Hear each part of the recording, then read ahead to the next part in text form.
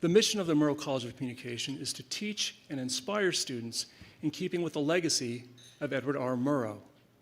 We do that today by honoring Maria Hinojosa with a Lifetime Achievement Award for Excellence in Journalism. Here to present the award to Ms. Hinojosa is WSU's 11th president, Dr. Kirk Schultz. President Schultz is directing the WSU system into one of our nation's top public research universities, offering graduate and undergraduate students exceptional learning opportunities as part of an innovative educational experience. President Schultz.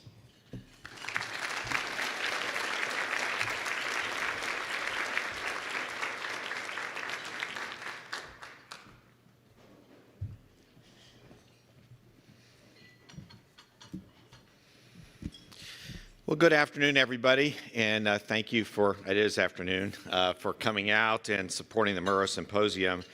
Before I get to my prepared remarks, I just want to take an opportunity to thank Bruce Pinkleton for his continuing great leadership of the Murrow College. So, Bruce, can you stand and please be recognized? Thank you.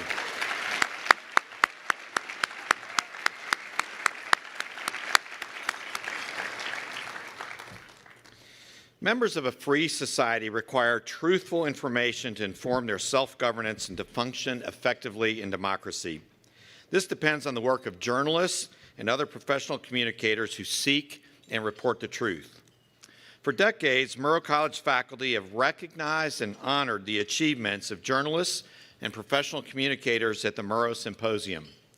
Murrow Award recipients have demonstrated a commitment to the ethical standards, courage, and professional excellence exemplified by Edward R. Murrow as he reported from Buchenwald during World War II, challenged the abuses of power by Senator Joseph McCarthy, and documented the plight of migratory farm workers in Harvest of Shame. Tonight, we honor a journalist who personifies Murrow's ethical courage and commitment to seeking and telling the truth by presenting Maria Hinojosa with a 2024 Lifetime Achievement Award for Excellence in Journalism. Ms. Hinojosa has enjoyed a 40-year career as a journalist, often recounting the untold stories and experiences other journalists have overlooked. Her reporting for CBS, CNN, NPR, PBS, and other news organizations have brought critical issues and experiences to the forefront of public awareness. As the first Latina in many newsrooms, her storytelling has reflected an understanding of an impersonal encounter with an evolving American narrative. Her experiences have often led her to focus on the stories of our most vulnerable individuals. As a reporter, Ms. Hinojosa envisioned a media organization dedicated to independent, multimedia journalism, telling the stories of those living in an increasingly pluralistic country. She founded Futuro Media Group to tell these stories. It thrives today producing award-winning programming that informs and educates audience members concerning the often complex topics present in our interconnected yet contrasting world. Ms. Hinojosa has received numerous awards for her work. She is anchor and executive producer of the Peabody Award-winning show Latino USA, and has received Pulitzer Prize for her highly regarded podcast series, Suave, about juvenile incarceration and resilience. She has received 4 Emmy Awards, 2 Robert F. Kennedy Awards, the Ruben Salazar Lifetime Achievement Award, and she's written 4 books. She reminds us that fact-based journalism, the kind of journalism pioneered and practiced by Edward R. Murrow, requires no explanation or defense. Her dedication to ethics and truthful storytelling inspires confidence and trust. How appropriate that we recognize Maria Hinojosa during this year's symposium when the theme is Illuminate the Power of Untold Stories. Please join me in watching this tribute.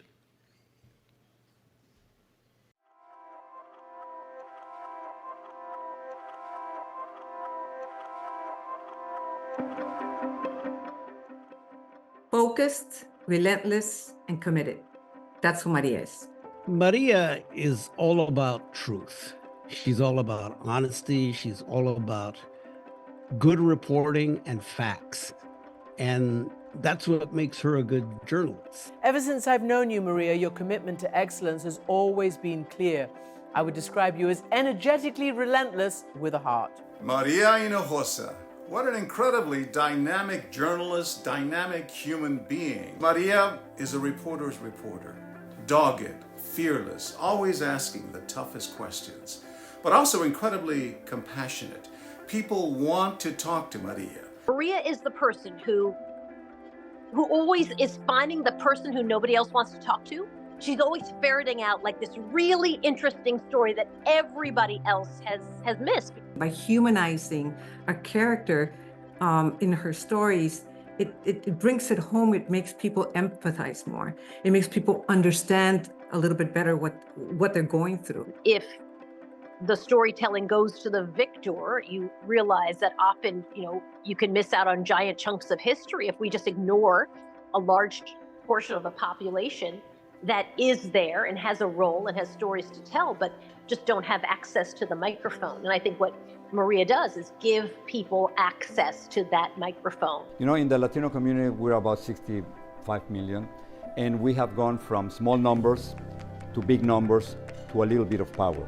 And Maria has that power. She speaks for us. She represents us. She's dedicated her life and her journalistic skills to seeking the truth, to denounce injustice, to uncover corruption, and telling Latino stories. And that's what being a journalist is all about.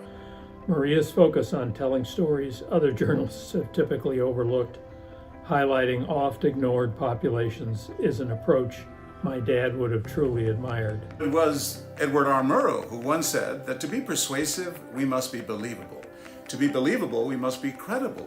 And to be credible, we must be truthful. Maria exudes credibility and truth. She has brought the light to hundreds of stories by going there right to the source.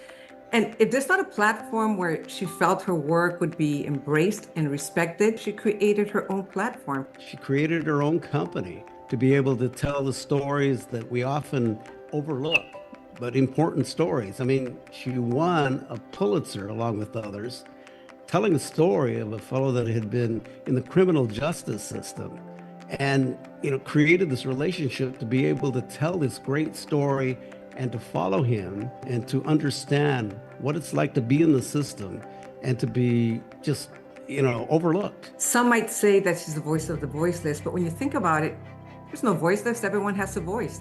So in reality, what she has done is create a platform where those who feel voiceless can tell their stories. And I think that is very powerful. It's important to show other people who want to do these kinds of stories that you can be successful. It's important to show them that these stories can be well told. They don't have to be cliches. They don't have to be written by somebody who doesn't have compassion for people and a community. And you can win a lot. Awards, ratings, you can win. And I think it's really hard to do all of those things simultaneously. And she manages to do all of those things. Maria has never forgotten where she came from. That's why she's such a role model to so many young journalists of color. She was once one of them. I like how Maria pronounces her name. It is Maria Hinojosa from Mexico City, just like me.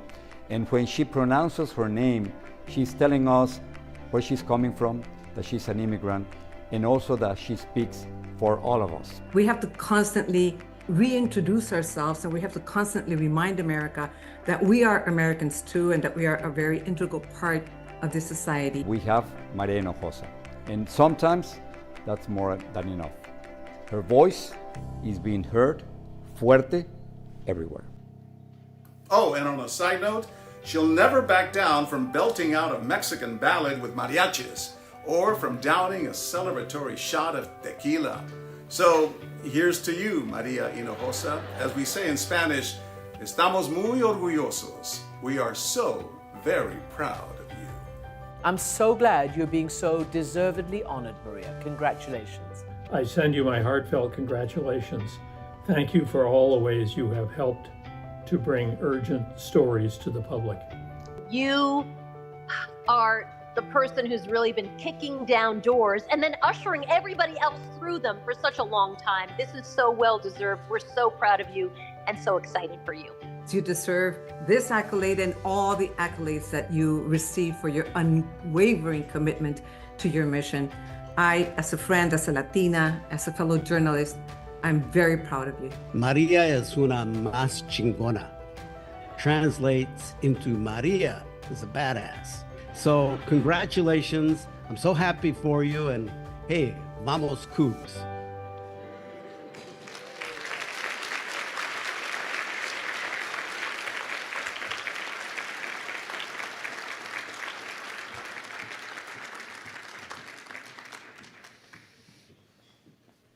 In recognition of her decades of insightful reporting, which has made her one of the world's most influential journalists, we are honored to present Maria Hinojosa with the 2024 Edward R. Murrow College of Communication Lifetime Achievement Award for Excellence in Journalism.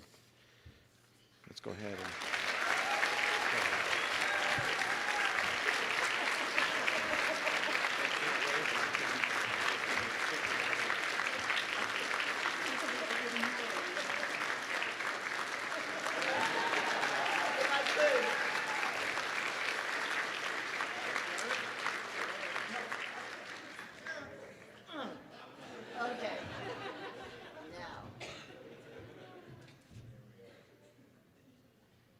You guys know I'm a weightlifter too.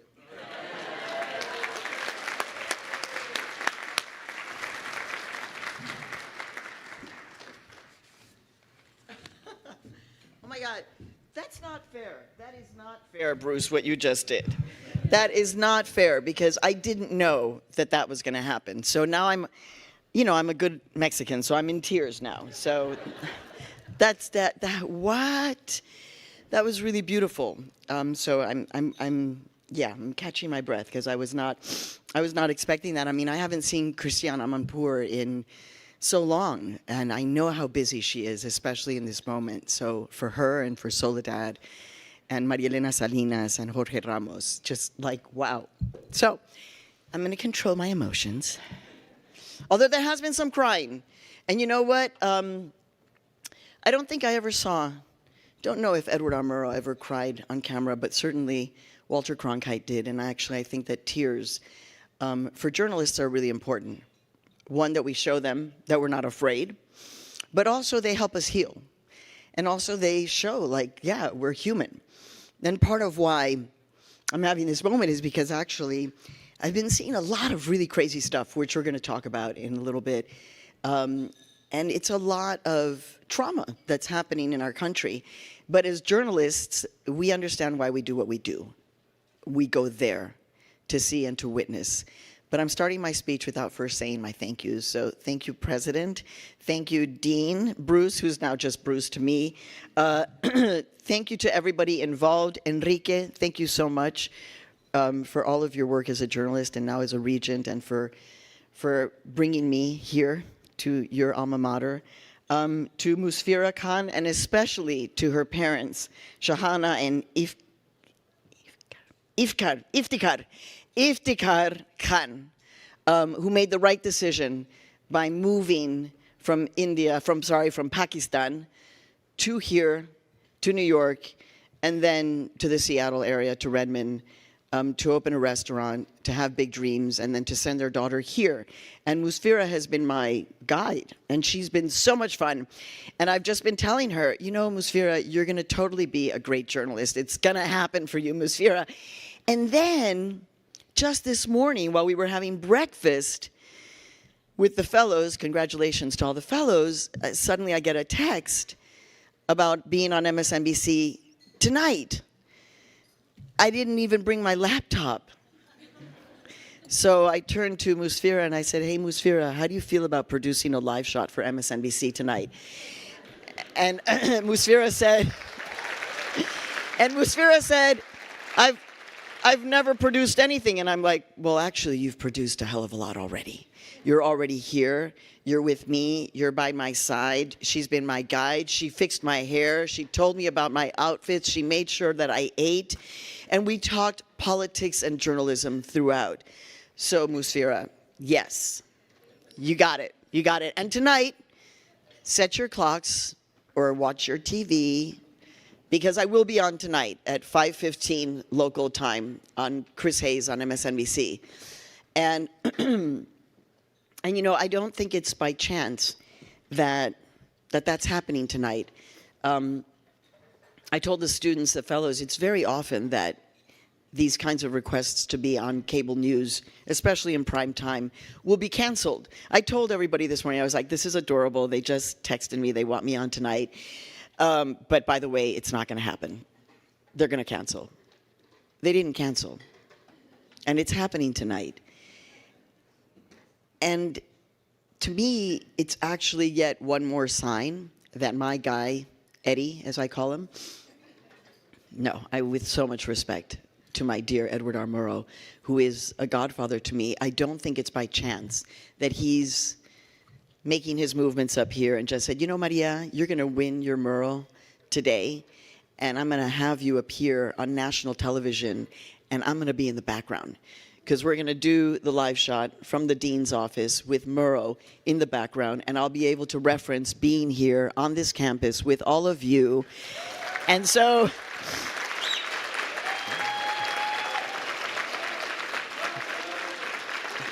hold on, let's see, I just got a message. Let's see, did they cancel? Oh, okay, no, the segment has moved to 5:45 p.m. Okay, so we're still on. Just 5:45, so we're still on, everybody. Now it's not 5:15, it's 5:45. So the beauty of this award, and again, thank you to Murrow College and to the university for this recognition and for bringing me out here. And now a few remarks about the work of journalism.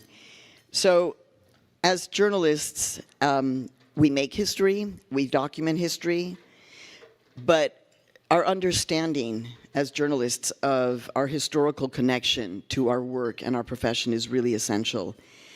And I've been talking about this a lot with the students. In other words, you need to understand, why are you doing this? What is the reason why you want to be a journalist? What is the calling? What is the mission? And we have to know this because there will be a lot of trials and tribulations for us as journalists, and there's no better example of that than my guy Eddie. The trials and tribulations that he lived through that were documented, right, that we see, that he wrote about, that we witness in Hollywood films like Good Night and Good Luck, that was really a very important part of my understanding of my historical role in this country. But it was after seeing Good Night and Good Luck when I read a book that is a seminal book called News for All the People, written by the great journalist Juan Gonzalez. And it was in that book that I realized, because the book is about the trajectory of journalists of color in the United States. And that's when I realized that my first godfather of journalism is actually Frederick Douglass. And that connection, understanding that we in the United States of America have a particular responsibility to the kind of journalism, what I call journalists of conscience. As you know, Frederick Douglass was born into slavery. By the way, quick little lesson. I'm looking for the water too. Sorry. Quick little lesson. I never use the word slave. That is a dehumanizing term. You know, when people say 5,000 slaves or this person a slave, it's a person who was born into slavery. It's a person who was enslaved. It's not just a slave. But anyway, Frederick Douglass was born into slavery, and he has this thing that we have as journalists. He's like, I want to be a journalist. I want to be a writer. I want to be a publisher. And he made it happen. So whenever I face my most difficult moments, and I'm going to share with you some of them that have been happening recently, I always turn to Frederick Douglass, because there's nothing that I'm facing that could be compared to any kind of challenge that he faced. And it helps me, right? It helps me pick myself up and do this work. And Frederick Douglass, when I understood that I'm part of that arc of journalists of conscience, that began to unlock the other journalists who I'm tied to, who you are tied to, who we are tied to, right? Jovita Idar. And if you're saying, what did she just say? The name, Jovita Idar.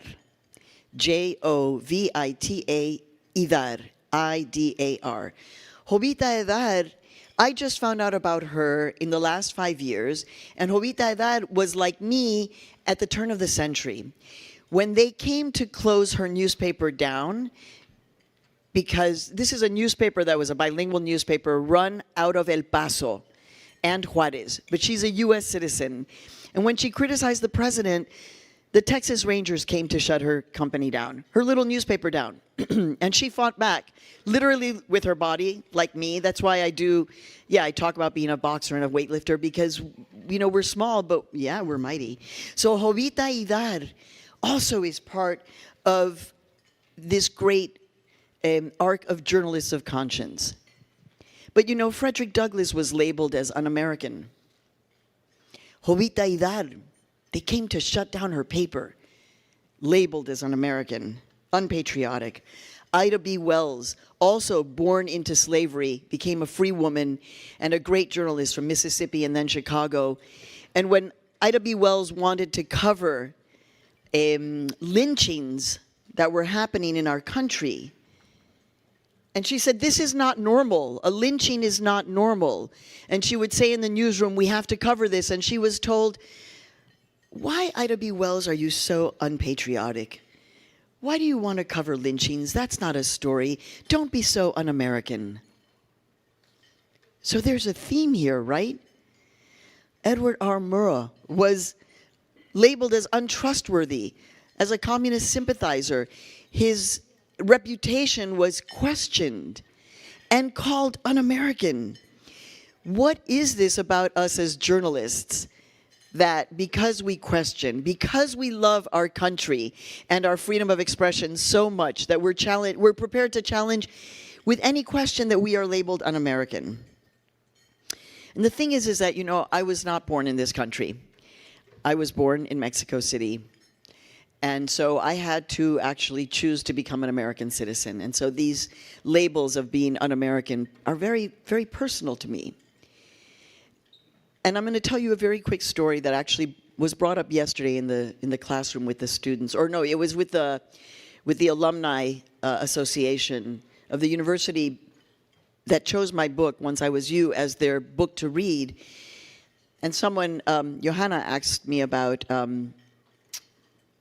what happened with my mom when we arrived in this country. And I don't have time to tell the whole story, but essentially, when my mom came to the United States with privilege, with a green card, with the 4 kids, to meet my dad, who was now at the University of Chicago, the immigration agent, when we flew from Mexico City to Dallas and then Dallas to Chicago, my dad was at the University of Chicago, the immigration agent wanted to take me from my mom.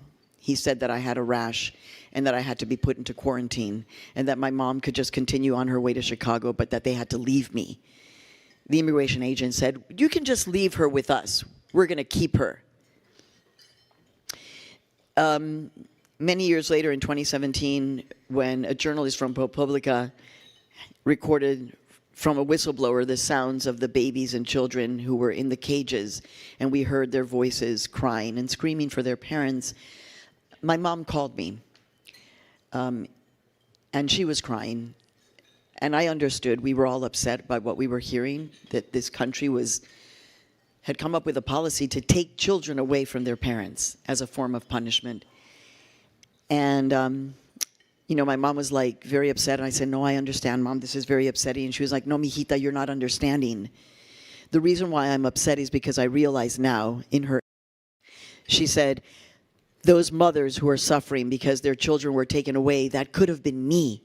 And those babies in those cages, that could have been you. That is almost what happened to us with the immigration agent at the airport in Dallas. And in that moment, my mom, in her 80s, felt the trauma of what had almost happened to her and to me. And in that moment, in an airport on the phone with my mom, her in tears, now me in tears, is when I realized why I do what I do. it was like the trauma that I felt in that moment when the agent almost took me was alive, and why I understood why I was a journalist who, among other things, is committed to covering the story of immigrants and immigration, because I am one, but because I lived through that. And honestly, I know that Edward R. Murrow would be so upset at the point that still, in the year 2024, the same immigrants who he was defending in his work, labeling them, talking about them, seeing them, putting them on television in the harvest of shame, that he would be so horrified that here we are in a moment when people think that every problem in our country is because of immigrants. How did this happen? For me, all of this has led me to understand my sense of responsibility. I've talked about that as well, how when we understand the privilege that we have, and all of us in this room, not to say that life is easy, not to say we're not facing financial challenges, emotional challenges, personal challenges, but all of us in this room have privilege. And so therefore, we have responsibility. And when I understood that as the first Latina in all of the newsrooms that I worked in, that's what gave me the clarity of mission. I have privilege, therefore I have responsibility. And you know what? Murrow completely understood this, especially because he was the son of loggers in this state, right? So he had this understanding, the class analysis. You know, that vision that we have of Murrow all dressed up, looking really fly with his outfit. But you know, Bruce told me he was logging in the summertime to make ends meet. So his understanding of class and privilege was essential to his work as a journalist. By the way, I'm proud to say that before my first job as a journalist, I was a proud waitress. And all my time as a journalist, when I was like, oh my God, I could lose my job, I would always be, but I can always go back to waiting tables. It's a decent job. That understanding of our privilege allows us to understand the responsibility to not be silent. And as you know, because I've talked about this and because of our dear Edward R. Murrow, there are not two sides to every story. In fact, on Saturday Night Live, public television was even roasted, is that? Yeah, roasted, made fun of, right? They had a Saturday Night Live skit about PBS NewsHour, and they were like, tonight, the pros and cons of cannibalism. No. Are there really two sides to caging children? Are there really two sides to a policy that says we are going to take your children away from you? How do we manage this two sides, both sidesism, when people are battling over basic facts? The question of subjectivity. I'm very clear that we as journalists, what you're learning, what we have in our bodies, in our psyche, is the importance of being fair. But objectivity? I mean, we'd have to be calling on Godfather Edward R. Murrow all the time, because he would be considered the god of objectivity. Oye, Eddie, what do you think about this? Can we do this? Is this objective enough for you? You know, let's get in touch with Edward. Edward, is this objective? Like, there is no god of objectivity. And Edward R. Murrow would have said himself that in fact, he admitted he knew he had biases. But our responsibility as journalists is to not only be aware of those biases, but to be fair and to be truthful and transparent. Because at this point, what's happened in our country with the level of dehumanization, specifically around immigrants and refugees, is that now we have a law on the conversation in the state of Texas is basically, so what do you think, guys? Is it okay to shoot to kill an undocumented immigrant, or in their language, an illegal alien? Are we really debating this in our country?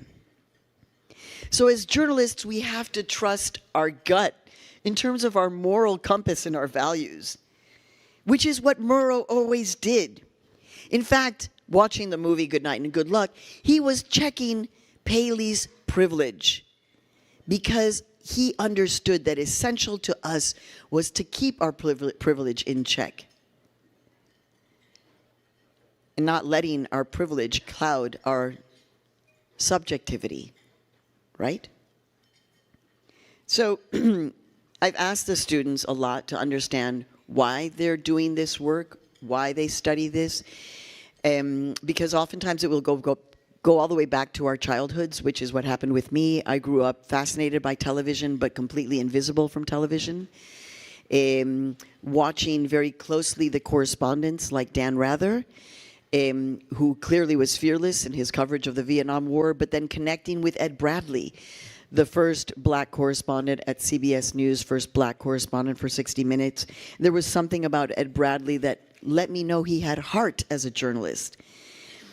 I never believed that I was good enough to be a journalist because I never saw myself reflected anywhere, so that was not me working at the high school newspaper.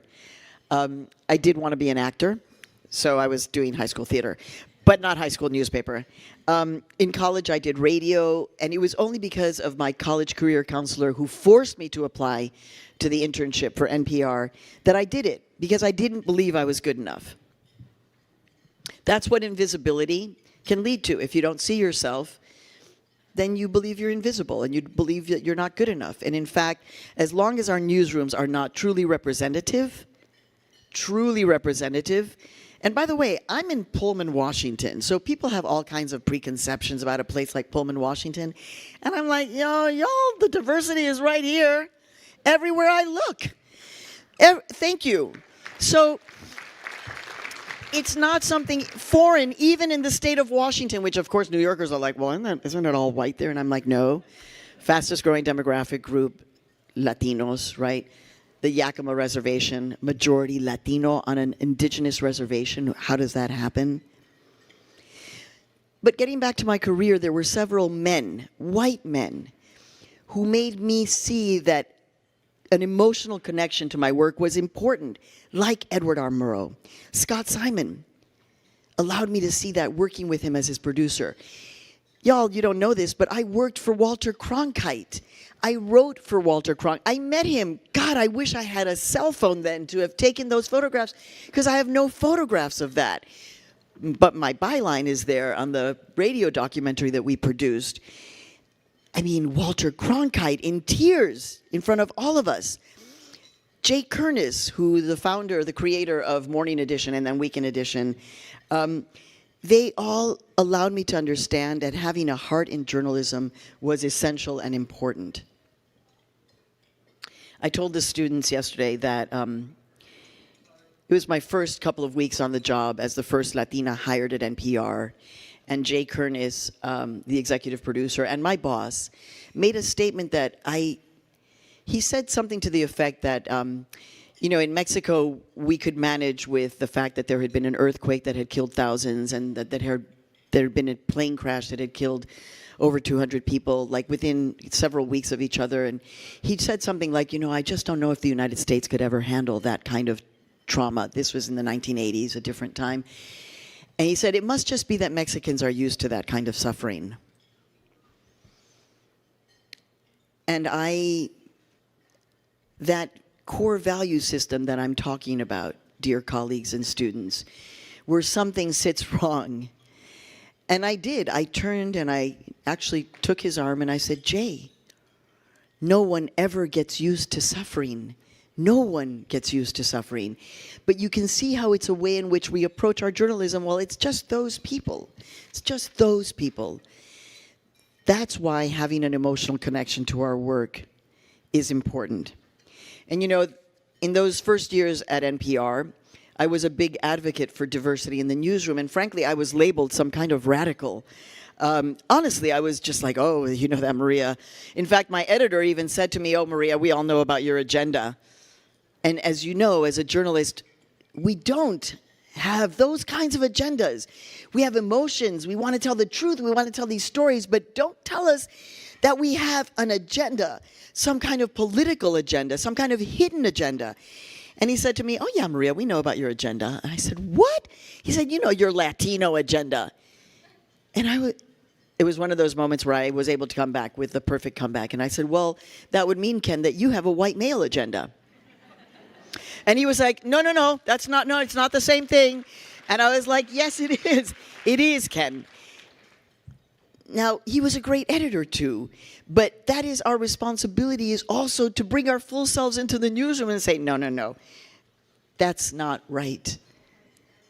And to have our colleagues to be able to take the critique and say, "You're right. You know what? Thank you for bringing that up." Those are the conversations we need in our newsrooms. Now, there's something else that's come up in the conversation, because Suave, the podcast that won the Pulitzer in 2022, and we're working hard on season 2. In fact, they are in the middle of a listen to an episode, and I'm here. I'm like, "Why are you doing a listen without me?" But we're moving ahead with our production schedule. Season 2 is going to, if you have not listened to season 1, please do. It's very dramatic, and season 2 is going to be even more dramatic. But the reason why we won the Pulitzer is because we broke through the fourth wall. And we asked the question, well, Maria has been in communication with Suave, who was sentenced to life in prison without parole as a 17-year-old. She's been in touch with him for almost 25 years. She sends him Christmas cards. Oh my God, did she really do that? She's sending a source a Christmas card in prison? Doesn't that cross some ethical boundaries? So we went there. And Suave likes to say, "Yo, Maria, the thing is that the reason why everybody's questioning whether or not you got to be too close to me and we're a friend is because you're a little Mexican. If you were white like Walter Cronkite, nobody would be asking the question of whether or not you got too close to the source. They'd be applauding you for getting so close to the source." And I kind of love the fact that Suave says that.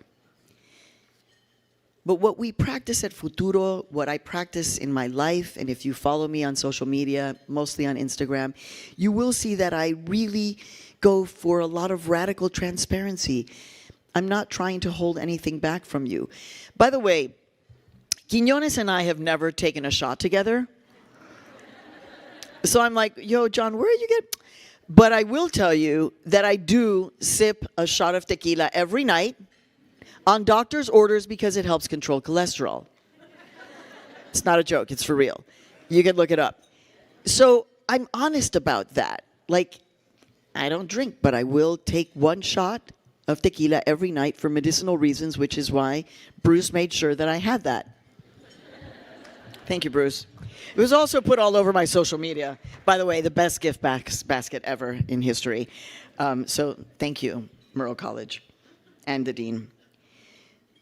So as I wrap up this morning, when I went back to my speech, I was like, how would Edward R. Murrow feel about, saying that there should be two sides to the harvest of shame? Or the fact that Edward R. Murrow would have to know that today, in 2024, the situation for our farm workers has gotten just a bit better. But that we're still doing documentaries about the horrible treatment of farm workers, many of whom are undocumented. And so he saw the humanity. He was able to do this essential things that journalists have to be able to do, which is to see yourself in the person most unlike you. And that's what Murrow did. And in that process, he allowed us to identify with him. He could not be more different than me, and yet he's my godfather. Like Frederick Douglass could not be more different than me, and yet my journalistic godfather. And one of the essential things, values that they both hold dear, is to not dehumanize. In fact, the Red Scare, McCarthy, what happened with those hearings, it was about dehumanizing communists that existed in our country. And by dehumanizing, making them less worthy. I want to tell you that the person who taught me never to use the term illegal, so there's another term you're going to see that I never use. I don't use the word slave. And I don't use the term illegal to refer to a human being. And some of you may think, well, Maria learned that from a radical Latina studies professor, over there in the Ivy League. No, actually, it was Elie Wiesel, may he rest in peace, who survived the Holocaust. And when I met him, that was the only question I asked him. I said, Mr. Wiesel, here at CNN, they want me to use the term illegal immigrant, illegal alien when I'm writing my scripts. What do you think about that? He said, Maria, never use the term illegal to refer to a human being. That is the first thing the Nazis did, was to declare the Jews to be an illegal people. And that's how it all went down, right? So we don't use that term. And by the way, so we're clear, it's grammatically incorrect. Let me just, because we have journalists in the room. So you can be a criminal, you can be an immigrant who committed a crime. You can be an immigrant who crossed illegally. But you cannot be an illegal immigrant. I.e., if any of you, and I bet all of you have gotten traffic tickets, moving violations even, that would mean that you are all from now on illegal drivers. Do you understand? Or if you didn't pay your alimony or your child care to your partner, you would be an illegal father. Or if you didn't pay your taxes, you'd be an illegal taxpayer. No, you're a taxpayer who did not pay their taxes. You understand. Now we know why we don't use the term illegal. And another word I don't use, minority. You will not hear that on Futuro Media. Because, again, values. I realized I never used that term minority with my own family. Like I never said to my kids, like sat them down and said, you know what, Raul and Jurema, you're members of a minority group. Be sure to identify as a minority wherever you go. No, I've never said that to my kids. And I do not feel like a minority. And we know what's happening in our country in terms of numerical minority. And minority in this country has always meant less than. And if white America is going to be a numerical minority, we don't want our fellow Americans to feel less than. That's why the conversation about minority has to be thrown out, and all of us together come up with different terms that are more humanizing for all of us and make it clear to all of us that we are represented. So as I close, this has been great. Again, if you follow me, I've just been saying, I'm smiling for 3 whole days. All I'm doing is I'm just smiling. I'm happy. By the way, I do not like flying to the West Coast. It's really difficult. But I'm like happy. I'm happy on the plane. I'm watching Good Night and Good Luck. I'm just, I'm happy. Great weather yesterday. I thought it was like that every day here.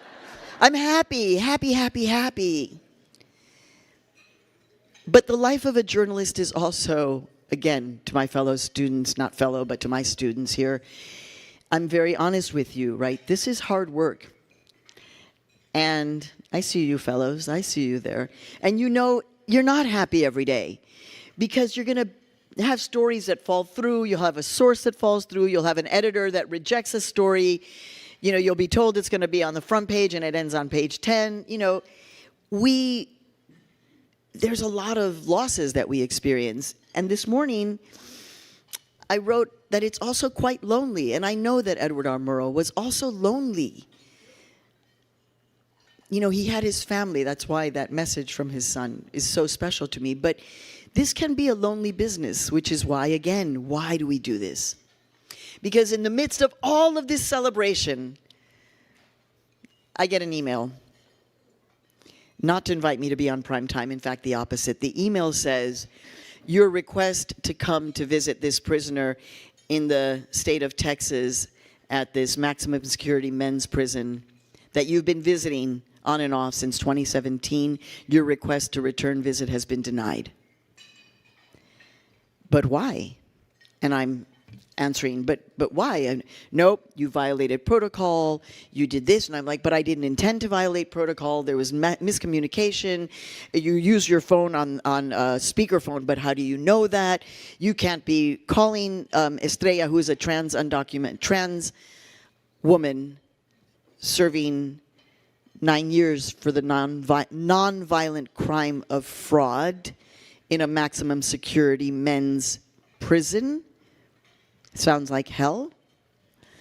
And I'm her only lifeline connection to the outside, the only visitor who comes to see her. And now they have banned me for the second time, the Texas Department of Corrections. And so I also feel like the fact that this denial came right as I'm arriving here is part of the message, right? Maybe Eddie also was like, you're going to have to fight for this one, Maria. You're going to have to go back and fight the state of Texas to be able to have access to go visit Estrella, who you've been reporting about since 2017, and who some people might say, you're a little too close to Estrella. She's been behind bars. You visited her.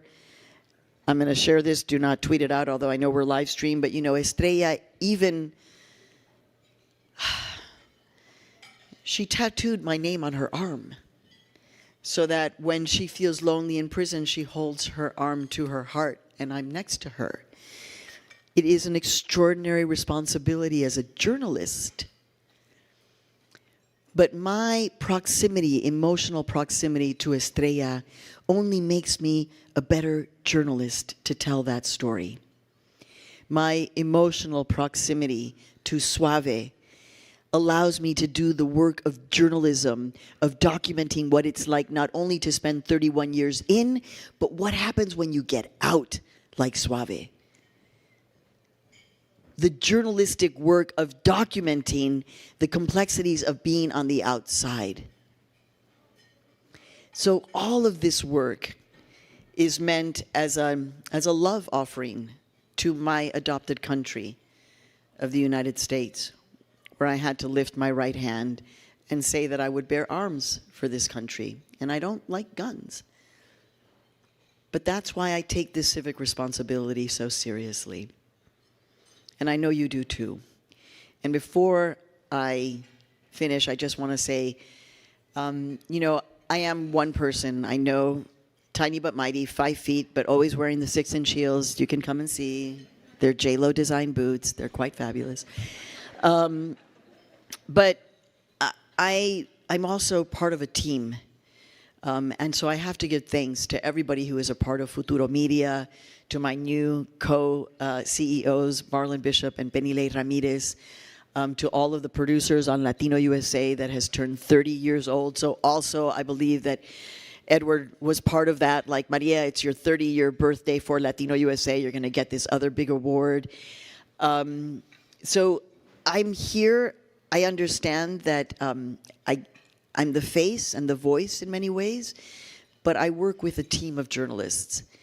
And for me, it's all about forming the company, not just for me. It's not Maria Hinojosa's production company. It's Futuro Media, because we have a commitment that goes beyond me.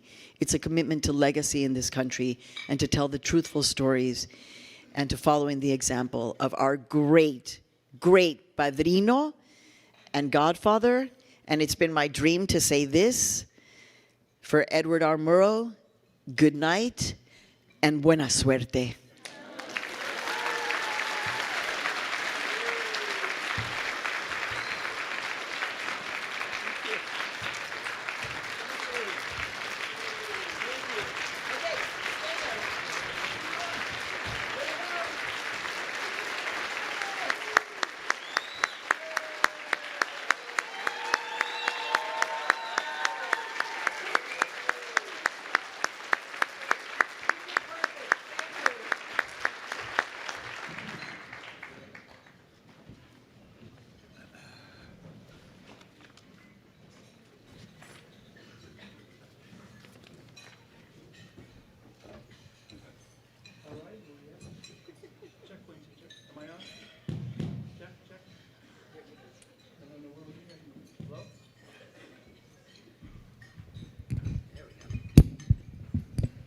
Check 1, 2. All right, there we go. Fantastic.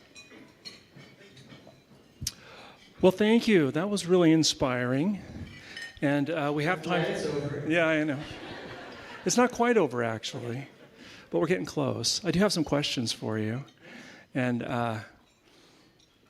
you're kind of a tough interview, I have to say, because you present so many contrasts to me. So part of you is a little stick of dynamite, right? I mean, you're so powerful and strong, and I've seen you speak the truth to power and talk back and be powerful in your opinions. And then last night at the reception, as we were leaving for dinner, I come to take you, and I swear you were surrounded by a circle of people, and some of them were crying. So I'm wondering, who is Maria Hinojosa? And I know you didn't give them a piece of your mind or anything like that. So I'm curious about who you are. Where does this come from? The powerful person and this empathetic person. So the powerful, if you read my memoir, I talk a lot about battling imposter syndrome. So it's not like I was, that person who was like, I'm powerful. And yes, I do understand responsibility, and that pushes me to do the work. But I did not always see myself as this powerful voice. Later in my career, though, I did. And it was really because of other people, mostly other women, who would say to me, no, you are powerful. You need to own that. And I'd just be like, and they'd be like, yes. So it works of all of us in this room is to give that to other people, right? To give that to other people so that they understand their own power. And the humanity as a journalist, it's just become, I really, when I think about Edward, actually at Bradley, was that sense of really communicating something. Yeah. How did you do that? And I believe that the agenda that I do have, when I thought after that editor said, your Latino agenda, and I said, oh, not a Latino agenda, but I really thought about it, and I was like, I do have an agenda. I don't want to make people feel something. I want to make people feel. And as I was thinking about this, that's exactly what Edward R. Murrow talked about. He also he was like, television is going to numb us. I've got to say things that are going to make you feel the dramatic world that's around us. And so I'm about making you feel it. So as I said to you, Bruce, wherever I go, whether it's Washington State, Alaska, Guam, or Florida, when I meet people who like work, inevitably somebody is going to end up crying in my eyes. And that's what Okay, outstanding. This notion of imposter syndrome is really interesting. I talk to a lot of students, and I think all of us can relate to feeling inadequate, ill-prepared. I remember when I got my PhD, I just felt like a pretender, basically. When I became an interim dean, I felt like a pretender, like, do I really belong here? No, not really. And so I wonder, I was really surprised to read that in your memoir. I mean, it's quite amazing because we see you on television and you're moving things and you're asking tough questions, those kinds of things. I wonder if you talk about how you found your voice a little bit, because I think our students can really benefit from your experience there, your insights. Well, the journalists in the room, you're totally going to understand this, which is you got to do the work. And so we have to do the work. We have to do the work because it's what you love. But if you're doing the work, you are affirming to yourself that you know what you're doing. Because that's exactly how I operated. Because I was like, and I would go see my therapist. I'm like, she was in peace. And I would say, they're going to find out. And she'd be like, what are they going to find out? They're going to find out that I don't know what I'm doing. They'd be like, I don't think so. That it happened. We would come out of the job. So for me, again, it's the years of work that allowed me to begin to believe that I had this, because I did 7-8 years at NPR, and then I was 7-8 years at CNN, and so just as I was getting my sea legs at NPR, I'm going to go to television. By the way, the people back then at NPR were just like, "You're a traitor. You went to television. What's that?" So the hard work and then actually listening to other people responding to me about the importance of me owning my voice. That was really important. Again, so all of us have that responsibility, especially with our students. When we see excellence, that we say, you got it, go for it, keep on going, do this, so that they recognize that they too got Okay. So you're talking about very purposeful support of one another, student support, because students don't have those years of experience that you've been talking about. And we want them to leave feeling like they have something to contribute, that they have a role to play and a purpose. And so you feel like that support that we can offer them is critical. And as I've said you have to find your support system, and it may not be your family. Right. Your family may have a real problem with what you do. So it may be the person who serves you coffee every day, who it becomes your support system, or your best friends, or a group of women, or like you will need support, and I happen to be really, I should dedicate this award to my husband, Hernan Perez, the great Dominican artist, because his support for me is where he's just like, go do what you have to do, go wherever you have to go, to the jungles of Colombia, and to the border wall, to a prison. I mean, can you imagine any husband who was just like, oh, you keep on getting phone calls from a guy who's like convicted murderer? So go take the call. Suave met my husband the first day that I was in prison. So my husband saw Suave, so he was not like some illusion. And that's why my husband was like, yeah, I saw he was a kid. He needs help. But those partners in our life, if we're able to find them in our work as journalists, are also essential. Those who will allow us to do the boundary pushing work at too. It's kind of uncomfortable. Right. Isn't it the essential part of what we do in our career? Good. Okay. So when I think about your journalism, and in your case, I really think about your work as a journalist and much more than just being a reporter. There's a lot more depth there to this story. It seems like to me, Maria Hinojosa's story has a lot of depth to it, a really good interview that sets the stage for that as a foundation as you move forward. And you can hear that in things like your Suave podcast as an example. Are you naturally an empathetic person? Did you have to work on that? Is it a skill that you developed? I developed it by watching other journalists. Oh, interesting. Like watching Scott Simon. He was the first person writing some producer for. And so what he did was, it was lessons for me. Yeah. When I saw Scott take his arm and touch somebody in an interview, I was like, oh, okay, well, if Scott can do that, if Scott would get teary-eyed when somebody was saying something, I was like, okay, this is... Right. So I was not, I would say, like a naturally empathetic journalist, but I learned by watching, and I understand also that empathy is something that as journalists we have in our tool belt. There are a lot of tools in our tool belt. And it's sometimes, especially if you're interviewing, let's say, a CEO of a company or somebody who's corrupt, empathy is not what you're going for, right? That's not what you're going for. And that's when you have to be really tough. Right. Like the one interview where I was yelled at the entire time was Sheriff Joe Arpaio, if you remember. Oh, sure. Yeah. And he literally yelled at me the entire interview. To the point where that finally I said, Sheriff Joe, you don't need to yell at me. I'm sitting here right in front of you.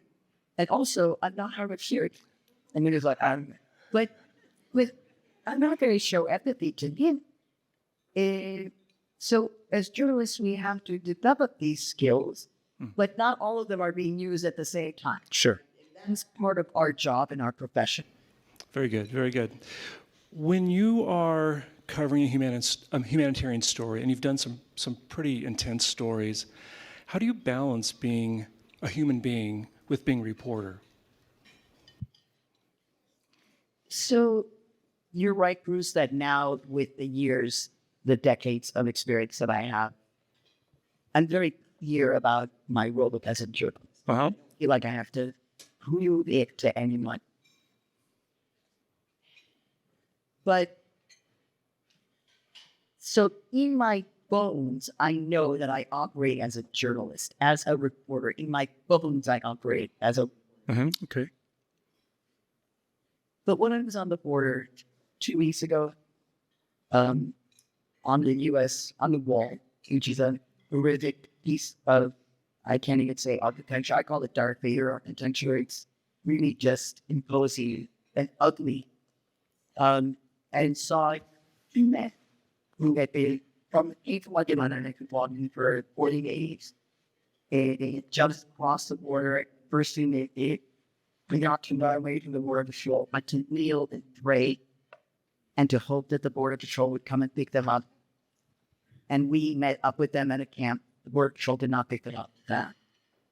And I started interviewing both of them. They were both a little bit in shock because they didn't walk, eat, and, for days and hungry. And I could recognize a certain level of shock in people. And these are two men, maybe in mid-30s. Father left because he couldn't find work for 41 days. And then I had to leave. We're interviewing him. I'm interviewing him as a journalist, as a reporter, reporting it all. And then I simply asked the question, sir, can you tell me, what is that feeling like? Because he's like, I've never left my family, never left my town. So I said, can you tell me what that feeling is like and having left your family behind? And he broke down. He could not talk. He broke down in tears. You're watching a grown man, mindful Latino man, breaking down in tears in front of several strangers. And so at that moment, I'm still a reporter, but now I'm crying with him. Because it was so dramatic what happened. And that will be part of our story. That moment. But I never, even though I'm crying with him, that's part of my role as a journalist, is also for him to see, estoy contigo, soy humana, I'm human. And in that moment, I see you, you see me. But also, and I don't mean this in an ugly way, but also as a journalist, I'm like, if I connect with him, when I leave him, and I say to him, here's my number, please be in touch with me. Whenever it is you get to your destination, his destination was Dallas, to be with a brother. When you get there, please call me, get in touch. So that moment of empathy, which was natural, but also it may lead me to get a call from him because he trusts me now. Mm-hmm. So I don't want to say that the emotion is a manipulative one and that it's like being used so that he will call me. It's not that way. But in the end, as journalists, these tools will benefit us to be better journalists. That's ultimately, for my sense, the goal is to be the best journalist that I can.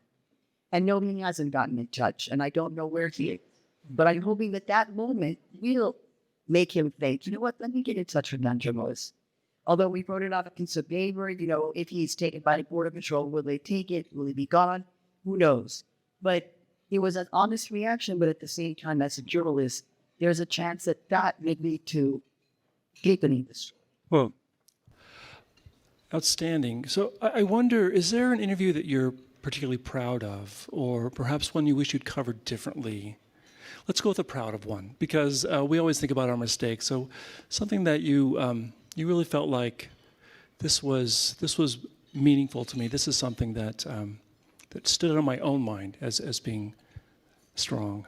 So, I always, whenever people ask me your favorite interview, the most familiar one that's memorable, to be honest with you, I have to mention Supreme Court Justice Sonia Sotomayor. Because to be able to sit in conversation with her, a hugely intellectual mind, and to be reflecting as one of the, if not the that's powerful Latina in the United States of America, even though right now the power is whittled, and I don't know if you know this, but there's a whole move that I don't know. Of course, now as a journalist, I'm like, where did this start? Where there's a push to have Sonia Sotomayor step down. Kind of like Ruth Bader Ginsburg should have stepped down. We have a Democrat right now do this. She's 69 years old and in good health, even though she's a diabetic. So to me, it's like, why are they asking her to do this? What is the plan? But anyway, I digress. That interview is incredibly important to me.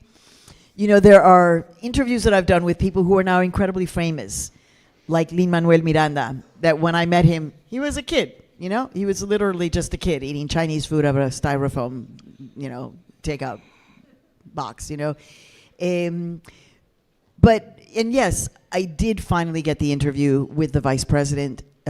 Just last year, we had been 4 years in the asking.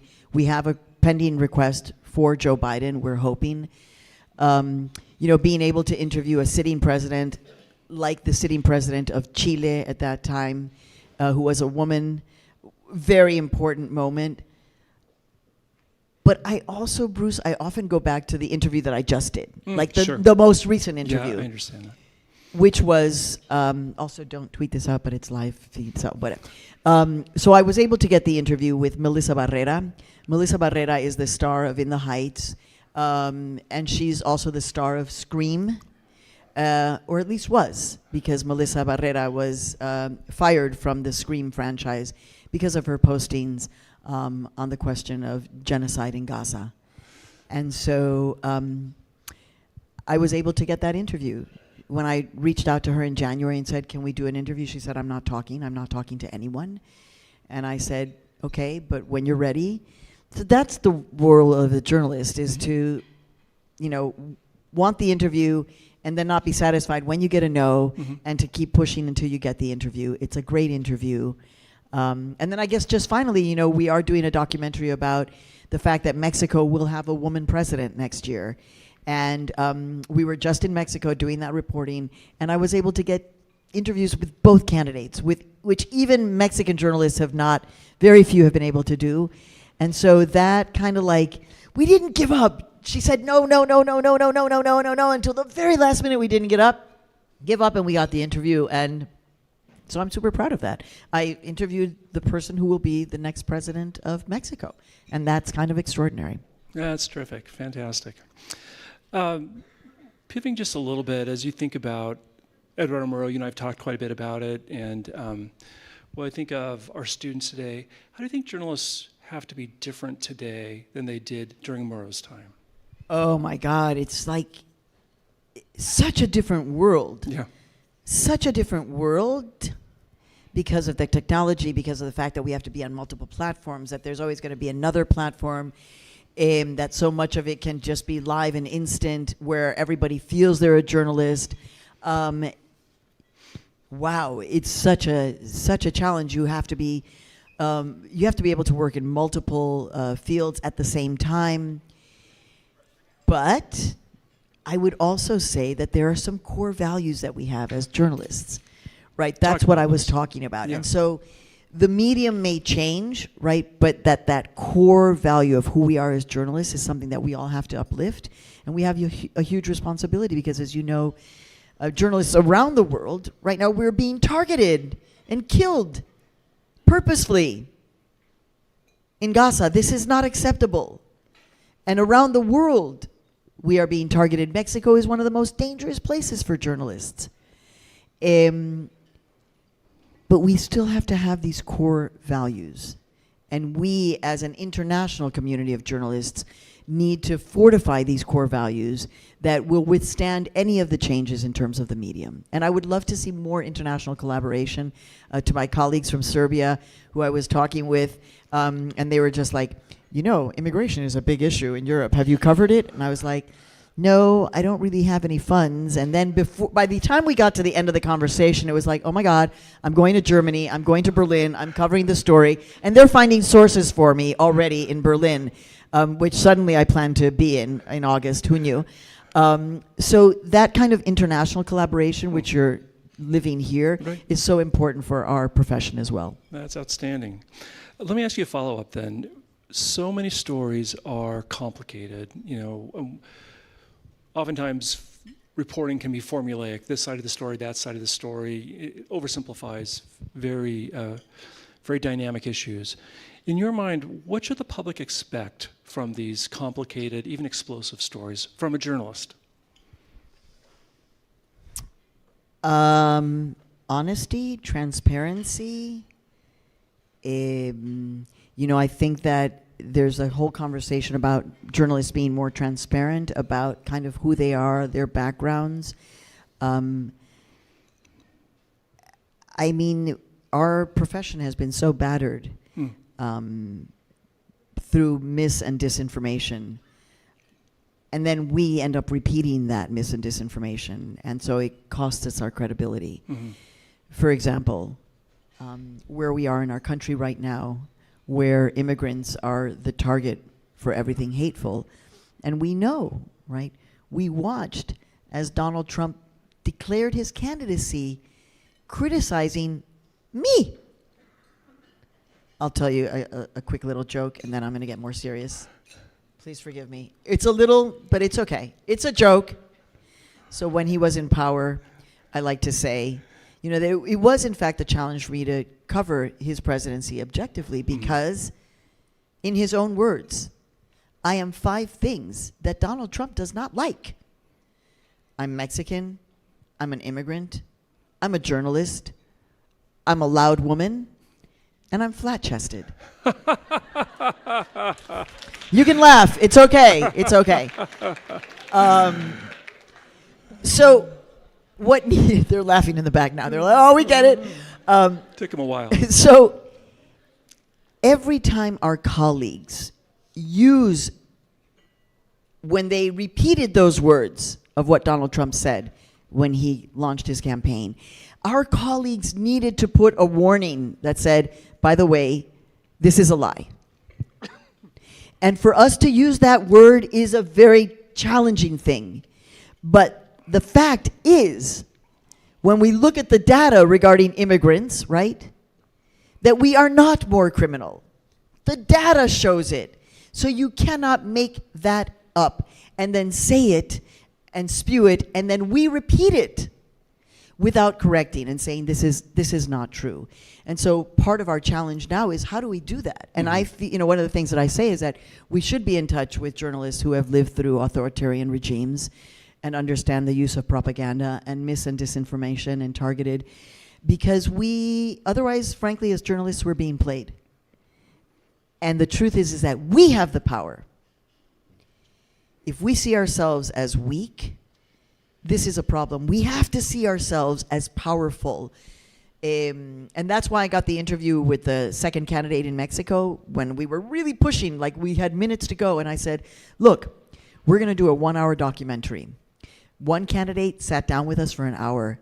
She's going to be in the documentary. For you, the question is, we're going to talk about your candidate. If she's not going to be on the air, that's your choice. That's the power that we have. And then she said yes. And I used to be afraid to do that as a young journalist. I was like, no, I don't want to do that. But in fact, we have to understand that, yes, we have that power. And that we have to own that power to push back against the powers that be. Okay. I have time for one more question. So how about this one? What advice would you give to our students? So we have a lot of students here today just leaning in, not just to journalism, a whole variety of fields, but as professional communicators. And we've talked about a number of topics that would be relevant to them. You must get, this question must come up all the time too. Do you have any advice for our students? Yeah, it came up yesterday morning, and what I said was don't give up. All right. Do not give up. Again, try and zero in on your mission so that you can understand your passion. And by the way, I said to the students when I was their age in college, I don't know if I could have said, oh, journalism is absolutely my passion and my mission, and I understand it, and it's all. It wasn't necessarily clear, right? So you want to work towards that because that is going to help you weather the difficult times. But seriously, the most important thing is for us to not give up. And when, again, have a backup plan. Like I was always like, I'll wait tables. You know, if I need to, I'll wait tables. But understanding that it may not be a straight line.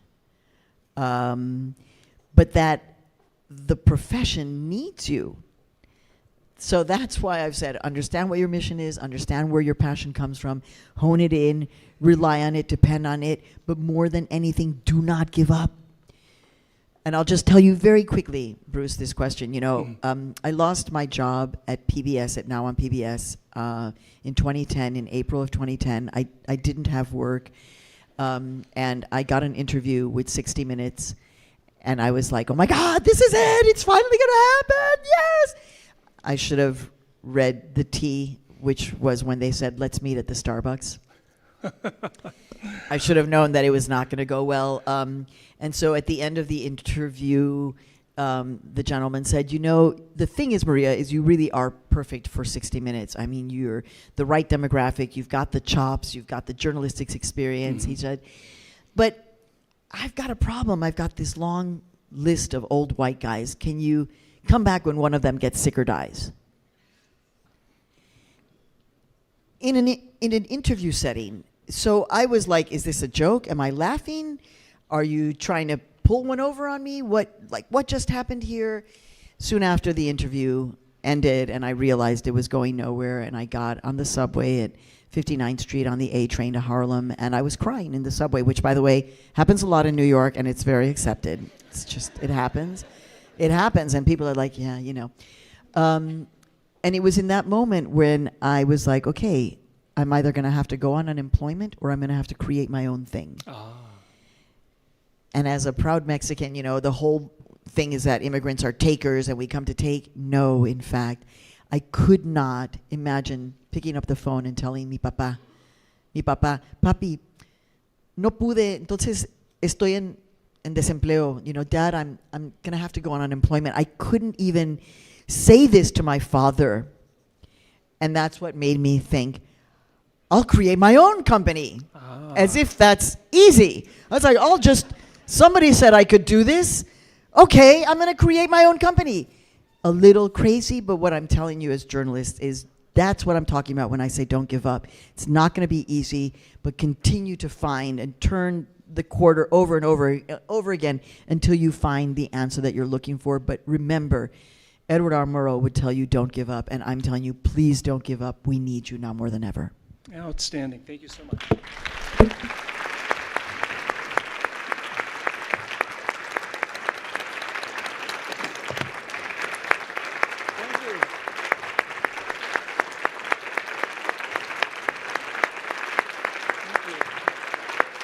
What an honor. Thank you.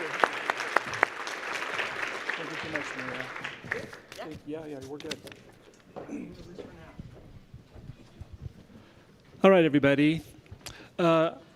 Those questions were from Murrow College students, and then I combined with a few of my own, so thank you very much for that. Maria, thank you for sharing your insights and experiences with us this afternoon. It's been a meaningful and truly inspiring event. I was going to say expiring, but that's not the right thing to say. I'm going to take these glasses off. That might help. Inspiring event, and we appreciate your outstanding work as a journalist. We really do. Truly a journalist cut in the Murrow mold. We're so pleased to have you here with us. We're grateful for your participation in the symposium, for your outstanding work as a journalist and a news producer. And for those of you in the audience, thank you for joining us this afternoon. We appreciate your interest and involvement in WSU, and specifically in the Murrow College of Communication. I owe a special shout out to KHQ and Gray TV in the back. If you get a chance, please go by. They're sponsoring. They're here, so thank them. Also, if you see folks wearing baseball jerseys that say coach on the back or coaching on the front, they're career coaches. And so if you're a student, please connect with them. They have great advice to share, and they would be happy to share it with you if you'll take advantage. So this afternoon at 4:30, we're going to have a celebration of excellence right here, and it's going to be excellent. It's going to be an excellent celebration of excellence with lots of participation, so lots of standing and hand waving and those kinds of things. So I hope that you get a chance to join us right here for our Hall of Achievement induction ceremony. Before you head to your next destination, please join us for a special student work showcase and research expo. It's in the back of the room. You can see some posters back there. There's a lot of great work that our students have done, our faculty have done. We want you to check it out, ask some questions, and take advantage of that, please. With that, thank you, and vamos Cougs!